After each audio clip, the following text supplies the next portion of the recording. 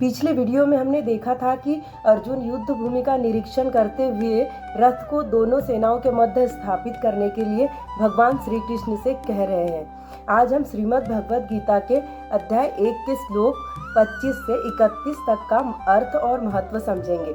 This is day 8 of learning a lesson from Shrimad Bhagavad Gita. Bhishma Drona प्रमुखतः सर्वेषां च महिक्षितां पश्येतान् संवेतान् कुरुनिति तत्रापश्य स्थितान् पार्थ पितॄन् अथ पितामहान् आचार्यान् मातुलान् भ्रातॄन् पुत्रान् पौत्रान् सखिस्तथा ससुरान् सुहृदश्चैव सेनयोरुभयोरपि तान् समीक्ष्य कौन्तेयः सर्वान् बन्धुव्यवस्थितान् कृपया पर्याविष्टो विसीदन्निदं ब्रवीत् दृष्टमेव स्वजनं प्रश्नयुयुत्सु समुपस्थितं सीदन्ति मम गात्राणि मुखं च परिशुष्यति वेप्थुयश्च शरीरे में रोमहर्षश्च जायते गाण्डीवं संसृते हस्ताक्तक् चैव परिदहते न च शक्नोम्यवस्थातुं भ्रमति च मे मनः निमित्तानि च पश्यामि विपरीतानि केशौ न च श्रेयो अनुपश्यामि हत्वा स्वजन्माहवे। श्री कृष्ण ने अर्जुन से कहा कि हे पार्थ, देखो यह सभी कौरव जो युद्ध के लिए एकत्र हुए हैं, इनमें भीष्म, द्रोण और अन्य सभी महारथी उपस्थित है। उस युद्ध भूमि में अर्जुन ने अपने सामने खड़े देखा अपने पितरों को, पितामह भीष्म को, आचार्य गुरु द्रोण को, मामा, भाई, पुत्र और मित्रों को। श्री कृष्ण ने अर्जुन को उन योद्धाओं को देखने के लिए कहा जिनके साथ उन्हें युद्ध करना था। यह अर्जुन के भीतर उत्पन्न होने वाले मानसिक द्वंद्व की शुरुआत थी, जो आगे चलकर उनके मोह अर्जुन विषाद के रूप में प्रकट हुआ। अर्जुन ने अपने ही परिजनों को युद्ध के लिए खड़े देखा तो उनका हृदय करुणा और मोह से भर गया। अर्जुन ने दोनों सेनाओं में अपने ससुर और शुभचिंतकों को भी खड़ा देखा। अपने सभी संबंधियों को युद्ध के लिए तैयार देख वे अत्यंत करुणा से भर गए और दुखी होकर बोले कि हे कृष्ण, अपने स्वजनों को युद्ध के लिए तत्पर देख।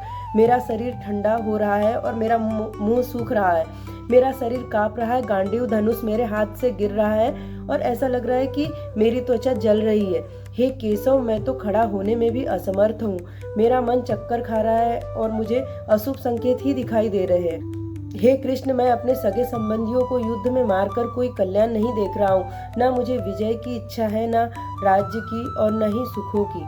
इन श्लोकों से यह पता चलता है कि जब भावनाएं हमारे निर्णयों पर हावी हो जाती है तो हमारा आत्मविश्वास और मानसिक संतुलन कमजोर हो सकता है। अर्जुन का मानसिक तनाव इतना बढ़ गया था कि उसका प्रभाव उनके शरीर पर दिखने लगा था।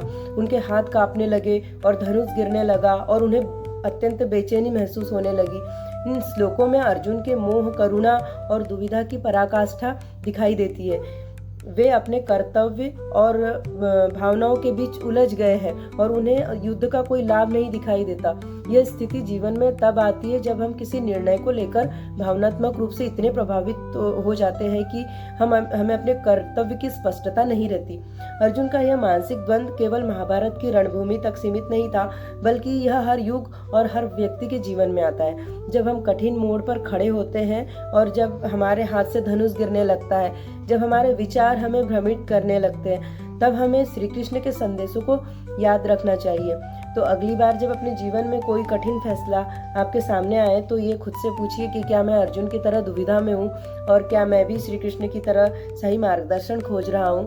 हम मिलते हैं अगले वीडियो में नए श्लोकों के साथ। तब तक के लिए जय श्री कृष्ण।